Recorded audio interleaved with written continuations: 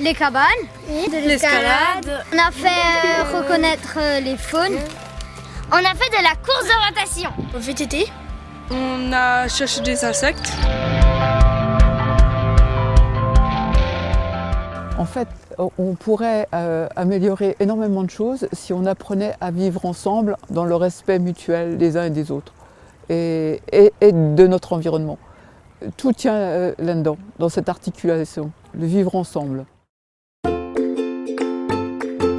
Nous sommes ici à Gérardmer, au niveau du lac, dans le cadre du temps de valorisation de l'appel à projet 2014-2016 sur la thématique sport et nature à partager. Et tout naturellement, on s'est associé aux organisateurs du Trail de la Vallée des Lacs cette année pour proposer un temps de valorisation des projets qui ont été menés sur les 2 années. 5, 4, 3, 2, 1, partez!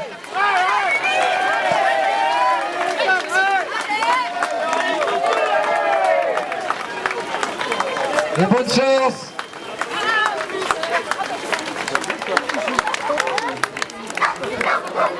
L'épreuve date maintenant de 15 ans. On a été les pionniers dans les Vosges à organiser ce type de manifestation. Et depuis quelques années, on bénéficie d'un label national qui nous permet de grandir encore. Nous avions commencé en 2002 avec quelques 400 concurrents. Et aujourd'hui, nous avons près de 2250 inscrits.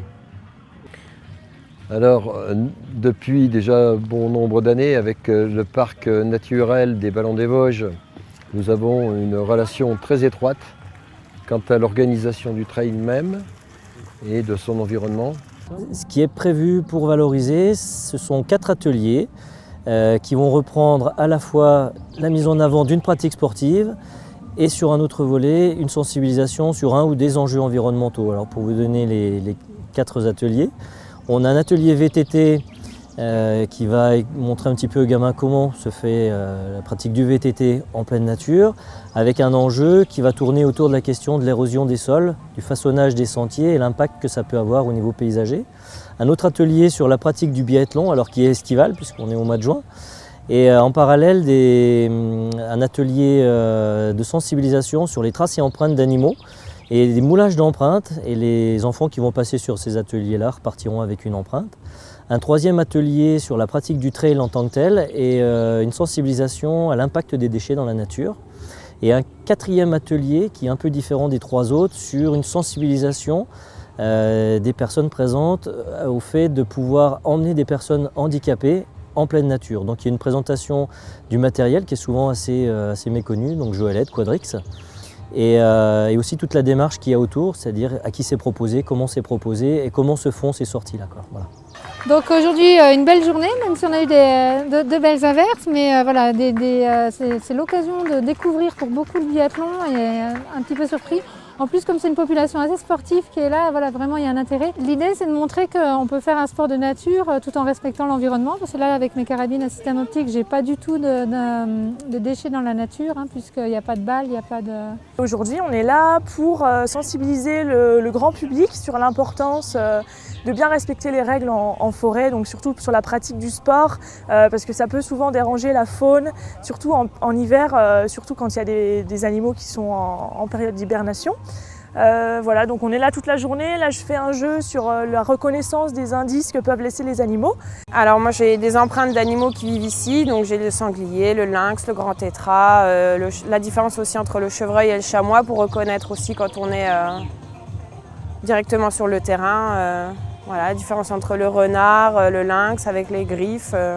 Et du coup, ça aide à protéger. Quand on connaît mieux l'animal, on sait mieux comment le protéger et comment le respecter. L'animation que je propose ici, c'est une animation sur les déchets, sur le tri des déchets et sur la revalorisation des différents déchets et ce qu'on peut en faire, de façon à sensibiliser le public ici, à avoir une démarche respectueuse dans leurs pratiques sportives, dans leurs balades dans la nature. Et puis surtout qu'ils apprennent à comprendre ce qu'on peut faire avec les déchets et pourquoi c'est important en fait de trier. Nous, notre objectif, c'est le partage. Donc c'est la personne handicapée est dans le groupe de valides. Au départ, ça surprend toujours. Hein, quand on met la personne dans la joëlette, les gens ils disent bah, où est-ce qu'on va passer, on va pas faire ce qu'on avait prévu. Et puis au bout de quelques centaines de mètres, on l'oublie la joëlette. Tout le monde l'oublie la joëlette. Hein.